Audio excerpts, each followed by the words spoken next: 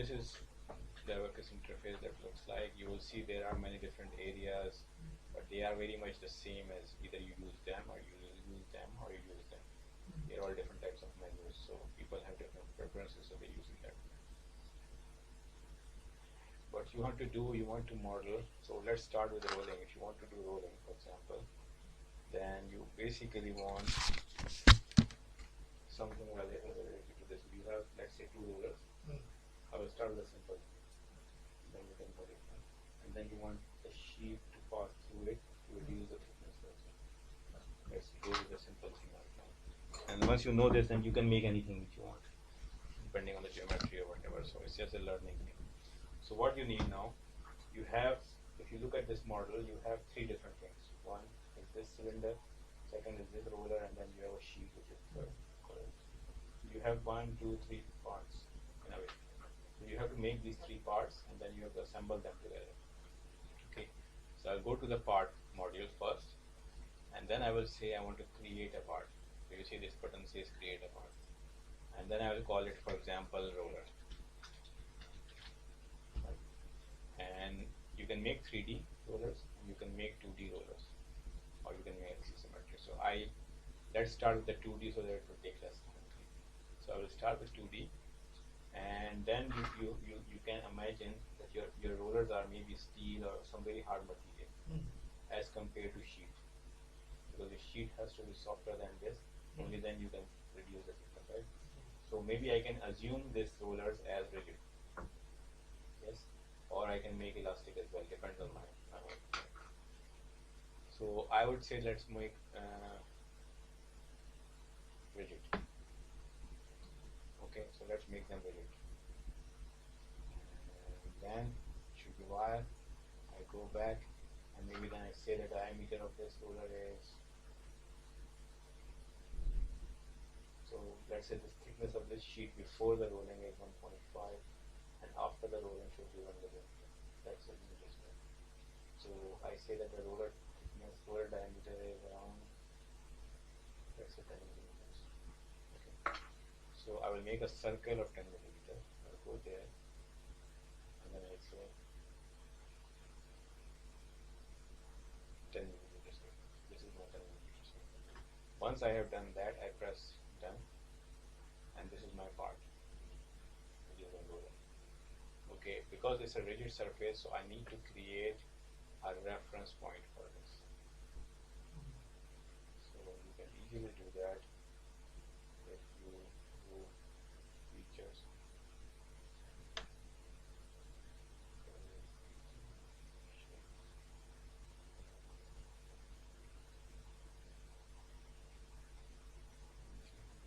Reference point. So you say reference point, and you create a reference point for this.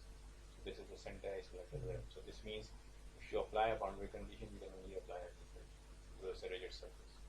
So this is one thing you have to do for rigid surfaces, or whenever you have a rigid body, you will always have to create a reference point. Okay, because everything is rigid, so you cannot apply a force or displacement on them. They are rigid, so you need a reference point. So I have done the roller thing. Now I have to make this sheet. So what I do now, I make a sheet. So again say create. I say 2D, but now I say deformable, because now it has to deform. And then I say I will start with 0, and then I say 1.5. And 1.5, let's make it. So I need to go.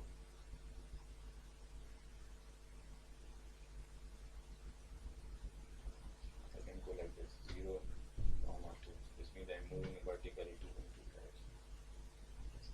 Then I do this.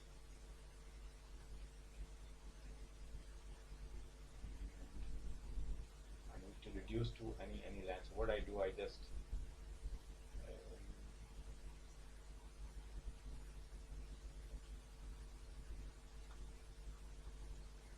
just to avoid any problems, I just create some rotation.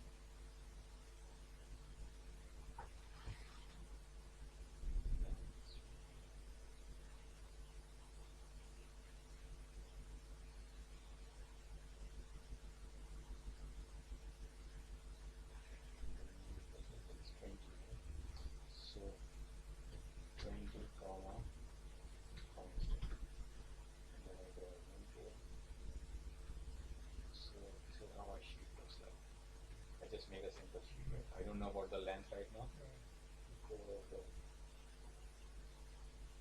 I mean more than 20 because let's do this at the same time. So now I have made the parts. One is the roller and one is my sheet. I should have made it a sheet, but I forgot to save it.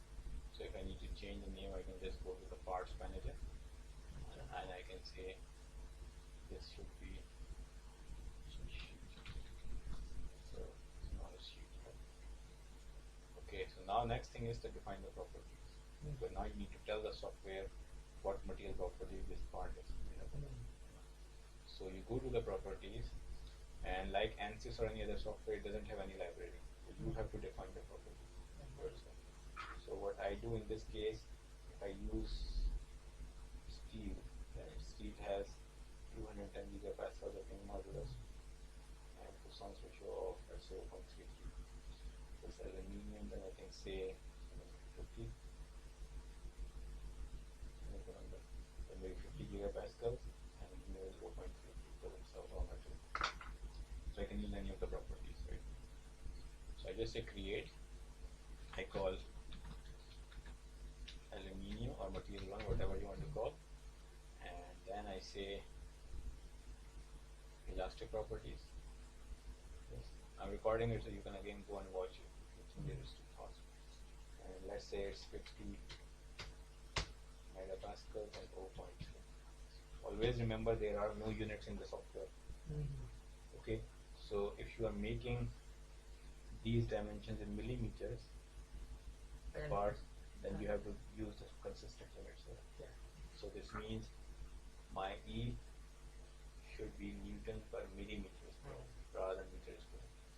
And similarly, nu has no units, but like sigma y yield strength, that should also be Newton per millimeter square because I'm making everything in millimeters. If it's in meters, then it should be Newton per meter square. Make sure that you know software doesn't know anything, so whatever you give it will take it. Okay, so you need to make sure that units are consistent throughout. Okay, so you define these elastic properties and also density we need. So I just use the density of the steel right now. You can check for aluminum. I don't know what it is. Exponent minus 6 or something like that. Okay, so now I have defined the material properties, but still the software doesn't know which property belongs to which, because you see I have aluminum, I can define hundreds of materials. But then you need to tell, okay, this part is made up of aluminum, this part is made up of plastic, this part is made up of steel. So to do that, you need to go to the next button, which is called create section. You create a section which is solid, homogeneous, and then it will ask you which material this section belongs to. In our case, it's only one material. So we just select that, but if you have more, then you have to select one or two. Once you have done that, then you can say assign section. And then you click on this. And now you will see saying assign section 1 with material properties aluminum. And once you click OK, you see the color has changed. So now the software knows what material properties this part has. If you don't do this, then it will give you an error when you run the job, that there is no material properties defined for this part. So you need to follow this step: create the material properties, create sections, and then assign sections. Okay. Once you have done that, now is the time to assemble everything together. Okay. So that's what we're gonna do. We're gonna assemble sheet and roller together. So my roller is really big, but yes. So I need to move this to somewhere here so that then I can push the sheet inside. Okay. So I press done, and then I say move this.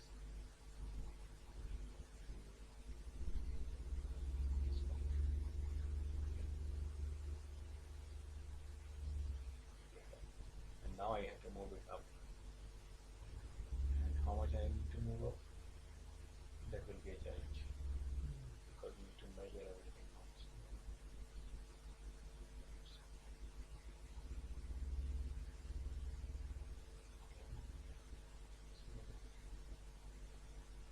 So this will reduce 5 meters. 5. So 5, no, not 5, it is. Maybe we made a mistake here. So if I go to roller feature, can modify anything you want. So for example, if I want to change the size of the roller, I can go back to sketch, I press edit, and I can change the dimensions. So right now distance,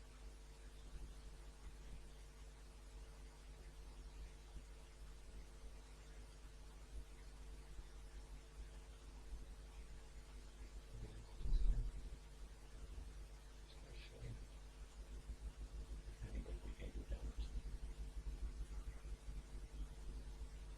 So it's 10 millimeters radius. You were supposed to make the name of the diameter, so I made a mistake there. So what I can do now, I can change this to 5. So now it will go smaller. So now if I say update, I go back to assembly, select something.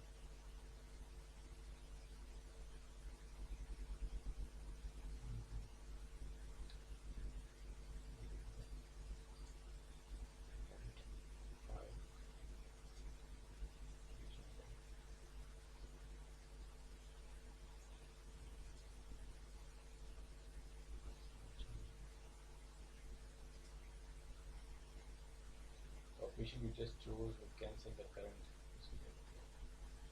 Done. Okay.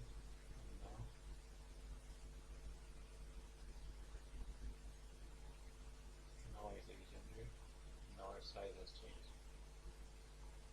If I go back to assembly,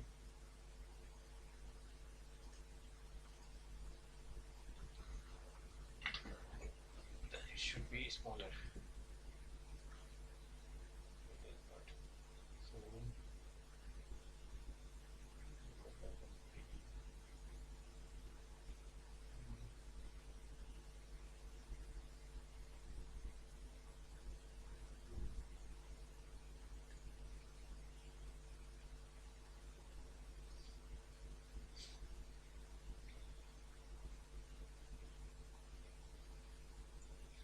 The dimensions.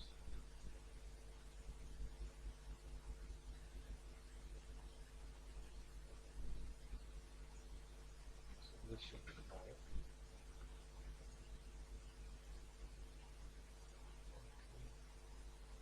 Now if I regenerate, so now it's smaller. Now if I go back to assembly, you will see it's smaller as well. So now I can move it easily. It's 5 millimeters. So I just say, because we are making fictitious dimensions, so that's why we have to do this. If you start with all the accurate dimensions, then you just model one by one. But just play around with it so that you will have the software and you know the interface. Now if I just move this point,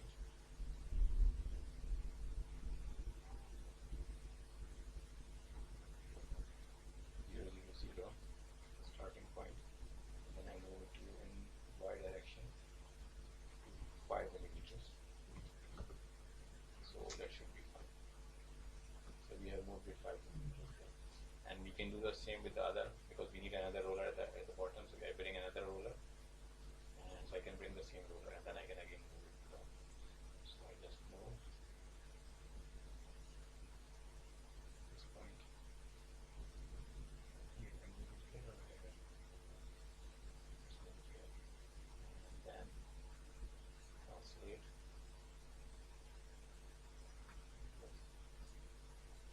From 0, 0 to -5.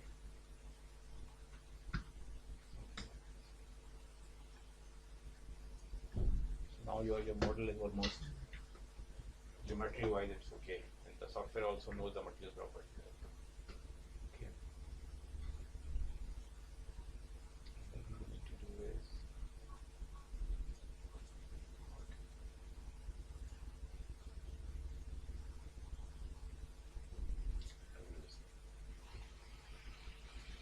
since now we have assembly, we go to the next module, which is called the step module. You see, we are working in the step by step way. We start with the part, and then we assemble them together. Now we are going to the step module to tell the software what analysis we really want to do. Okay, you can do a static analysis where you just have everything fixed and you apply a force and you see the response. case you have everything rotating and moving. It's like a dynamic analysis. So that's what you want to do. You want to do a dynamic analysis in this case. So I go to the step module. You see these things that keep on changing from one module to another. And I say I want to create a step. And in this case, I want to create. There are different options: static, mass, diffusion, this and that. I want to go with the dynamic explicit because everything is dynamic, so we need to go with that. There are other analyses as well, but you will learn them. Heat transfer analysis, soil analysis. I keep everything default. I don't change anything in this. I press OK. So now the software knows that we need to do a dynamic analysis of this. So next step is interactions. Now what we need to do, we need to tell the software how these things are going to interact with each other. Okay. So obviously this sheet will be interacting with this surface and this surface. Yeah? That's what we need to define. So we go to create interactions, and if it's a 3D problem, you can just select the general contact. And if you select the general contact, software will automatically detect whenever they are coming in contact with each other. So you don't need to do anything about it. But since we are doing a 2D analysis, so it's more complicated. And we need to define surfaces so that ABAQUS knows that these surfaces will be in contact with each other. So we have to tell them. In 2D, this is the only drawback we have. So if you make a 3D model, you don't have to do it, just select this and then OK, and that's it. So in this case, we need to define a surface to surface contact. The first surface contact will be, it's asking you to select the first surface, you see here. So I'm selecting the first sheet surface, which is this one. Now it's asking me to select the second surface type. So I select surface, this one. And now it will ask me, you want internal surface or external surface, because it's a hollow rigid body. So I will say the external surface, which is yellow. Right. And now it says, okay, you are going to define the surface interaction between this and this surface, which are in these colors. You see these colors are there. But you need to tell what properties it should have. So we don't have any properties right now. So we can create those properties from here. Create contact properties, and we can say it's a normal behavior is hard contact. This means they are hard contact between the metals. And then you have friction because it's rolling, so you have to have friction there. And you have friction, and we can use penalty or whatever, and then we can give a friction coefficient between it. You can again find from literature what is the friction coefficient between copper, aluminium, steel, aluminum, whatever. And you can use that. So I have defined the interaction now. So once I have done that, I press OK, and you see these things have appeared. This means that there is an interaction defined between these and this surface. We have to do the same with these two surfaces now. Okay. So again, create interaction, surface to surface. I will select the first surface, and then I will select the second surface. It will again ask me which side I want to be. I want external contact, so I will go with the yellow. Make sense? And then I press OK, and I have an interaction. Okay. So now software knows the interactions as well. So next is, well, in the interaction we need to do something else as well. That's called inertia, because these are rigid bodies, so they have no mass attached to it. We haven't defined any density. But in solving dynamic analysis, we remember that dynamic analysis is basically second law of motion. It is mx double dot plus kx plus cx dot equals to some force. So this equation has to be solved, and this requires mass or density. Since we haven't defined any density here, so we need to define the inertia of these rigid bodies. So I will create that now. So let's select this. Like this. Because these two are rigid, so I will just select these. And isotropic. Yes, I just use one default values. I don't change anything. Once that's done, interaction is defined. If you use the elastic properties here, you don't need to do this. Okay. Next step is loads. So I go to the loading, and in this case, what I need to do, I need to rotate this rollers at the same position, and then this sheet has to move in this direction to feed in the sheet. So I use the boundary conditions, and then I say okay, displacement boundary conditions. So I fix this and this in U1, U2 directions. This means these are fixed; they cannot move in any direction. And then I can say that the same rotation, same bodies can have a rotation. So this U1 is a linear motion in x direction, U2 is a linear motion in y direction, and R is the rotation. That's what we need. So I just call it, let's say I give it 1.0, which is angular velocity, okay, angular displacement. And 1.0 will be 2 less. So let's define something else, angular velocity again. Okay.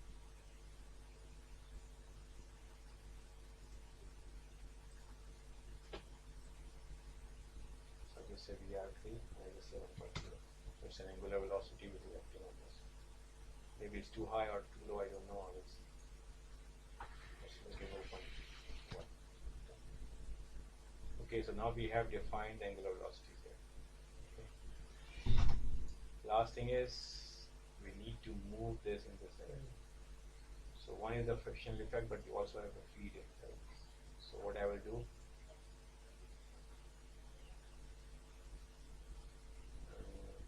I'll say displacement.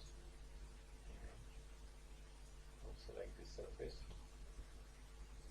I will say my U2 is fixed. U2 is the y direction, so I fix it in y direction, and I give U1 as, let's say, 5 millimeters. And I say that it's 0. So you can define the displacement instantaneously. So this means as soon as your simulation starts, you have already displacement applied to it. Or in reality, it applied slowly like this as the time goes. So for instantaneous means like sudden shock, which we don't have. In this case, we have everything fed slowly to the rollers. So we're gonna go with an amplitude function. In the amplitude function, what I say is that I should apply, if this is time, this is the value, at 0, it is 0, and then the time which is to 1, it becomes 1. So I apply this function. You see the table I just created here, it was at time 0, my amplitude was 0 because I was here, and then when I reached 1, it became 1, so it's a linear increase, so I'm increasing the displacement linearly. That's what I'm doing. If you don't do this, then it will apply instantaneously. This means it will just do like this, and then it will stay there for the rest of the simulation. If instantaneous is just at the same instant it occurs. So I have a sudden shock load. So I have done this, and now you see these arrows. So this means you are pushing it in this direction. You might not need this because of the friction, but for the time being, this. So again, you will have to see what are the most accurate boundary conditions. So now you see we step-by-step parts, properties, assembly, step, interaction, and now we have defined all the loads. Next step is to mesh the part. So we can mesh the part individually, so we need to do it part by part. So we go to the parts, and first we try to mesh this thing. So now it's meshed. Because it's a rigid, so we don't need to worry too much about that. Okay. For the sheet, we need to be careful because we need to see how much. This is 2 cores, so maybe we say 1, or say 0.5. So you see it's getting finer and finer. So you can play around with the seeds here. Once you have done that, you press the meshed part, and you will mesh. Okay. You can play around again with the meshing scheme. So for example, if I say quad, then you will see it changes to something else. If I just say medial, for example, there are different schemes. So again, I leave it for you to really play around with it and see what is the effect on that. So it keeps on changing. So now my parts are meshed, all the parts, and now it's the time to run the job. Okay, so I go to the next module, which is job module. I go there, I start my job manager and I say, let's say, rolling test 1. I create a job, I leave everything default, and I submit. Once I submit, you will see it starts to run, and it has says submitting, so now you can monitor. So you press the monitor button, a new window will come up, and here you will be able to see if there are any errors, if there are any issues, you will be able to see there. So now it has started. There are some warnings. It has completed the input processing. This means your input parameters are okay, there is nothing missing, right? And now it has started running the explicit analysis. And as it progresses, you will see the time increments.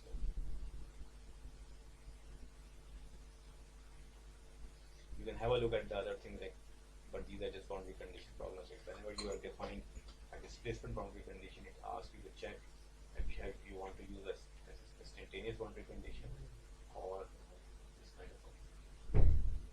So it's just that kind of order. But if there is an error, this means it will stop immediately. So now you see it has progressed to this increment and it's still going on. So let's wait until it's writing everything in the output as well. So you can just so now if I just go, since it has written one input, so I just go to the results. I press results, it's still running. You see, it's still running. But I can see the results throughout as they progress. So I go to the visualization module, which is the results, and this is how it looks like. So now if I press results, so you see my sheet is going inside. So still it is not right moving. You see my roller is also rotating. So now it's trying to go inside, and then you will see it starts to disappear. So you can measure the stresses, you see stresses. This is too small, you can make the change size of this.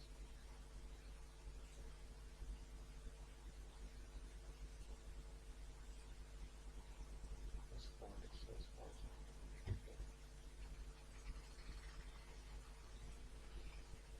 So this is your medial stress. You can look at, for example, strains. You can look at pressures. We haven't asked for any plastic deformation yet, so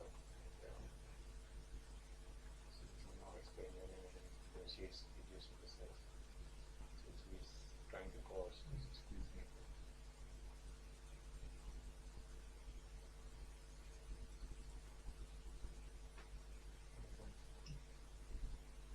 So if I go back to job, it's still running, so you see it is running, it has to go up to 1.0. So it is still running. So you can play around with this.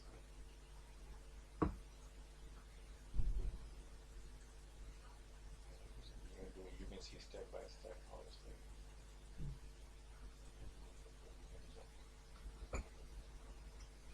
Yes, so I'm going to save this recording so that if once you have software, you can again try to create your own. I will send you a link for that. And then you can try to create the same job with some different geometries and then play around with the material parameters. Right now we have defined only elastic properties. But you have metals which are plastic deformation. So you need to define the plastic properties as well. So again, you can go back online or Google or somewhere else and you'll find out many different examples. Okay, so then the only thing is to interact with the software. Once you know the system, then I think a lot of tutorials are available. Okay, so just to give you an idea.